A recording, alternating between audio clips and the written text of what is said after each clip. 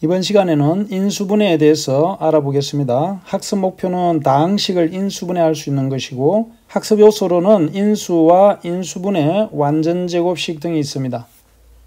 그러면 인수분해는 무엇인지에 대해서 알아보면 자연수를 소인수 곱으로 나타내어 소인수분해하는 것과 같이 하나의 다항식을 두 개 이상의 다항식의 곱으로 나타낼 수 있는지에 대해서 생각해보자라고 했죠. 그러면 자연수 14를 소인수분해하면 2 곱하기 7로 소인수분해가 되죠. 그러면 마치 이 14라는 수를 소인수분해해서 2 곱하기 7로 나타낸 것처럼 어떤 주어진 다항식 x제곱 플러스 3x 플러스 2라는 것도 다항식의 곱으로 나타낼 수 있을까라고 물었죠. 그러면 이 x제곱 플러스 3x 플러스 2라는 식은 x 플러스 1과 x 플러스 2의 곱을 전개를 한 식입니다. 그래서 이렇게 나타낼 수 있는 것에 대해서 좀 더 알아보면 다항식 x 플러스 1 곱하기 x 플러스 2를 전개해서 등식으로 나타내면, 즉 이 식을 전개를 하면 x제곱 플러스 3x 플러스 2가 되죠. 이때 좌변과 우변을 서로 바꾸면, 즉 전개하기 전의 식은 전개하기 x제곱, 즉 x제곱 플러스 3x 플러스 2를 전개하기 전의 식으로 나타내면 x 플러스 1 곱하기 x 플러스 2로 나타내어지죠. 그래서 이때 다항식은 두 1차식의 곱으로 나타낼 수 있다 하는 것을 우리가 살펴봤습니다. 그러면 방금처럼 이와 같이 하나의 다항식을 두 개 이상의 다항식의 곱으로 나타낼 때 그 각각의 식을 처음 다항식의 인수라고 한다. 그러면 x 플러스 1과 x 플러스 2가 x제곱 플러스 3x 플러스 2의 인수가 된다 그 말이죠. 그래서 예를 들어서 x 플러스 1과 x 플러스 2라는 것은 x제곱 플러스 3x 플러스 2의 인수가 되는 겁니다. 그러면 자연수를 소인수의 곱으로 나타내어서 소인수분해하는 것과 같이 하나의 다항식을 두 개 이상의 인수의 곱으로 나타내는 것을 그 다항식을 인수분해한다라고 합니다. 그러면 인수분해의 정의가 한 번 더 확인을 하면 하나의 다항식을 두 개 이상의 인수의 곱으로 나타내는 것이 바로 인수분해의 뜻이 되겠죠. 그래서 그 밑에 그림을 보면 x제곱 플러스 3x 플러스 2라는 이 다항식을 인수분해를 하면 x 플러스 1 곱하기 x 플러스 2로 되고, 이때 그 곱해진 각각의 식을 x 플러스 1과 x 플러스 2라는 이 다항식을 왼쪽에 있는 다항식의 인수라고 합니다. 그리고 오른쪽에서 왼쪽으로 하는 것을 전개한다라고 합니다. 그러면 인수분해와 전개는 서로 거꾸로 역의 관계가 있죠. 그래서 예를 보면 x 플러스 2 곱하기 x 마이너스 5를 전개하면 x제곱 마이너스 3x 마이너스 10이 되기 때문에 다항식을 인수분해하면 처음에 전개하기 전의 식으로 돌아가죠. 그래서 이때 x 플러스 2와 x 마이너스 5는 다항식, 전개한 다항식의 인수라고 합니다. 그러면 문제를 들어가서 1번은 어떤 다항식을 인수분해한 것인지 말하시오라고 했죠. 그러면 전개를 해보면 어떤 다항식을 인수분해한 건지를 알 수가 있죠. x 곱하기 x를 하면 x제곱, x 곱하기 y를 하면은 xy.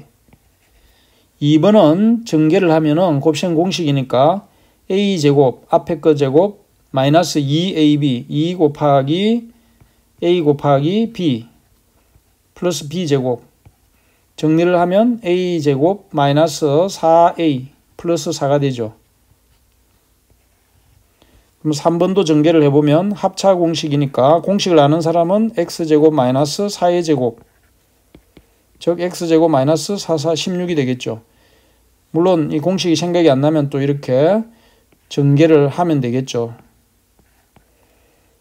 자, 그 다음에 4번도 전개를 해보면 2a 곱하기 3a 더하기 2a 곱하기 마이너스 4 더하기 마이너스 1 곱하기 3a 더하기 마이너스 1 곱하기 마이너스 4. 정리를 하면은 2, 3은 6a제곱. 그 다음에는 마이너스 8a. 그 다음 마이너스 3a. 플러스 4가 되죠. 그래서 동류항을 정리를 하면 6a제곱 마이너스 8 마이너스 3이니까 마이너스 11a 플러스 4가 되겠죠. 물론 나중에 문제 푸는 것이 익숙해지면 이런 식들은 바로 중간 과정 없이 전개를 할 수 있겠습니다. 2, 3은 6a제곱 2 곱하기 마이너스 4 마이너스 1 곱하기 3을 더하면 2, 4, 8 더하기 1 곱하기 3, 11 부호는 마이너스. 그 다음에 상수항끼리 곱한 것 마이너스 1 곱하기 마이너스 1 하면 상수항이 되겠죠. 다음은 분배법칙을 이용하여 m 곱하기 ab를 전개를 하면 어떻게 됩니까? 분배법칙을 써서 m 곱하기 a, m 곱하기 b 이렇게 전개를 할 수 있겠죠. 그러면 이제 ma 플러스 mb라고 되어 있을 때 이때 이 색칠된 부분 m은 서로 공통이죠. 공통으로 들어있는 식은 하나로 묶어내고 괄호를 해서 a 플러스 b로 나타낼 수가 있죠. 그래서 공통으로 들어있는 인수가 있으면 그 인수를 묶어내어서 인수분해할 수가 있다. 그럼 예제 1번을 보면 ax, a1이니까 공통은 a죠. 그래서 a를 묶어내면 x-y로 즉 a 곱하기 x-y로 나타낼 수 있죠.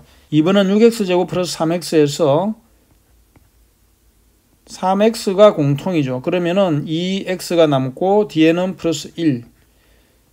이걸 전개를 하면은 2, 3은 6x제곱 플러스 3x가 되죠. 이렇게 해서 공통인 인수를 묶어내어서 인수분해하는 방법에 대해서 알아봤습니다. 문제 2번은 주어진 문제에서는 x가 공통이죠. x를 묶어내면 앞에는 5x만 남고 뒤에는 마이너스 1. 두 번째도 보니까 2와 4 숫자는 2가 공통이고 x 하나씩은 다 들어가 있죠. 2x를 묶어내면 앞에는 x만 남고 뒤에는 2y가 남겠죠. 3번은 ab가 다 공통이죠. 그래서 a와 b 하나씩을 묶어내고 앞에 항에서는 b제곱이니까 b 하나가 그대로 남아있고 플러스 뒤에는 숫자 3이고 a가 하나 남죠. 그래서 b 플러스 3a.